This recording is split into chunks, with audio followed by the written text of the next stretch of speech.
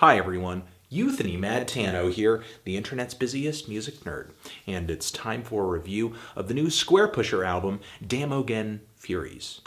Squarepusher is the musical pseudonym of versatile, talented, electronic music super producer Tom Jenkinson. The Squarepusher name has taken on numerous sounds and modifications since its inception, but it's the fusions of drum and bass and jazz music in the 90s that came out under this name that have stuck with me the most over the years. And into the mid and late 2000s, Jenkinson continued to experiment with his sound with sort of mixed results. The LP Hello Everything, one of my favorite albums in this leg of the Squarepusher discography, the album Just a Souvenir, or Tom Jenkinson's solo bass LP, or the Shuba Leader One side project where he brought on other band members to collaborate with, a bit of a rock album, and the Oofhabulum record he came out with a few years ago. This series of albums, took on elements of rock music, funk music, and even modern dubstep. This is a very unpredictable time for the Squarepusher discography,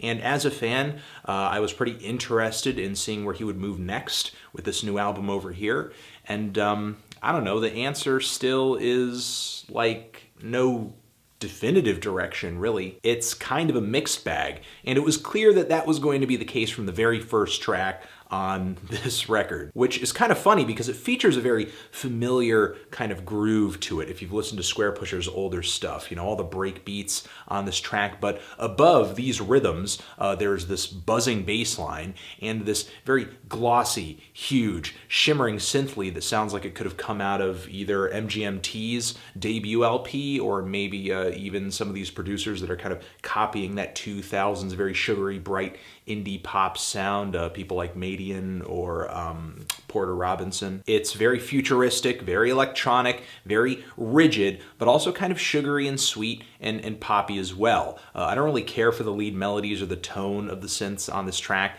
that much, but it seems like Jenkinson wanted to make a sweeter track without really dumbing it down or anything like that. In that regard, mission accomplished, because there are some pretty awesome rhythmic complexities on this track. And then, right after this kind of sunny opener, Jenkinson unapologetically does a 180 into dark, heavy, experimental, and glitchy territory with the next two tracks, especially with the song Rake Fire 2, which is one of my favorite tracks on this LP, features this disorienting, stuttering synth lead with these tones of moaning, huge, cavernous, metallic feedback hanging in the background. It's just simultaneously dizzying and haunting and creepy. There's so many detailed, just unpredictable and skilled beat change-ups throughout this song. One moment where the beat even kind of feels like it could have backed like a cyberpunk tune.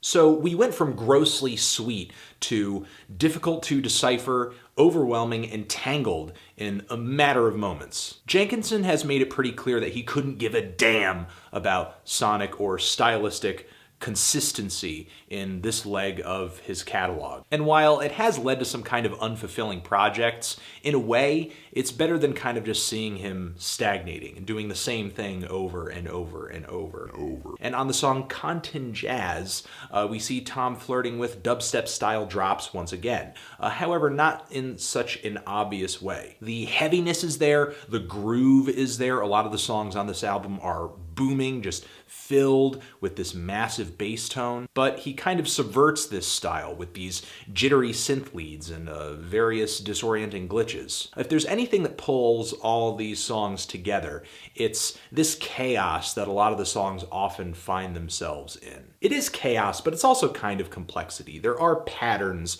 coherent, rhythmic, and melodic patterns that ring through in these songs. It's just that they're often obscured with lots of very subtle and minor variations, as well as just things being thrown on top of them, things being thrown under them. So yeah, if I could boil this album down to anything, it's that we get a series of kind of playful, distortions and experiments on these popular electronic music styles, as well as just Tom Jenkinson's own ideas, because occasionally there are some synth leads here or some drum beats that sound like they could have been lifted out of a 90s Squarepusher record. That's actually exactly how I feel about the synth melody from the song X-Jag Knives, which, I don't know, I guess I was hoping for something maybe a little bit more novel and refreshing and envelope pushing on this album, not just kind of a, a bit of a revisit to the old days, which we get again on the back end of this LP with this TR-303-ish squelchy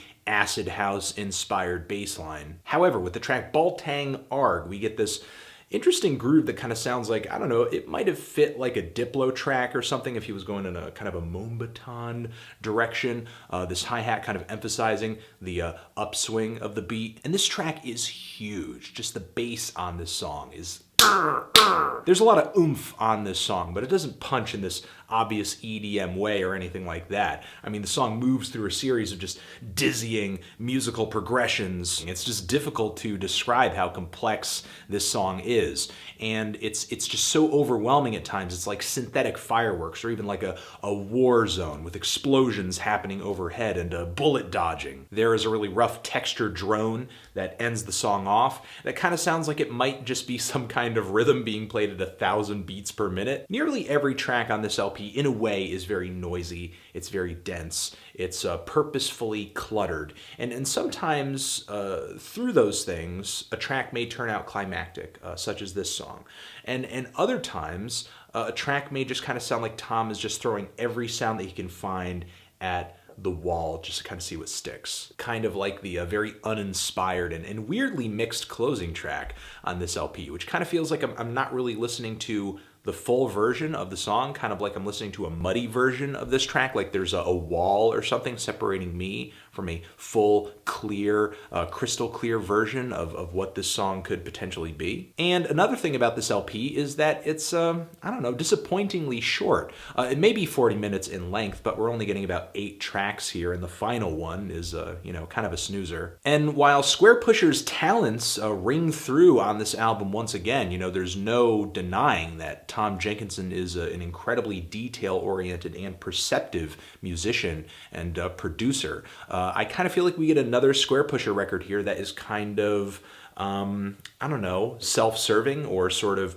reclusive, like it wasn't really meant for mass consumption or anything like that. Sort of more like Tom Jenkinson merely exercising to avoid atrophy versus, pushing himself into a new sound, a new phase, and then coming through with a record in that sound. But in a way, I guess at this point, he's proven that he can do that. He's done it time and time and time again.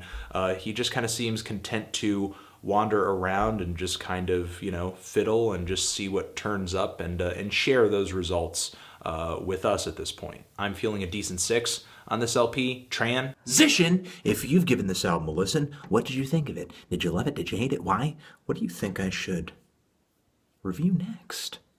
And that's it. Anthony Fantano, music, forever.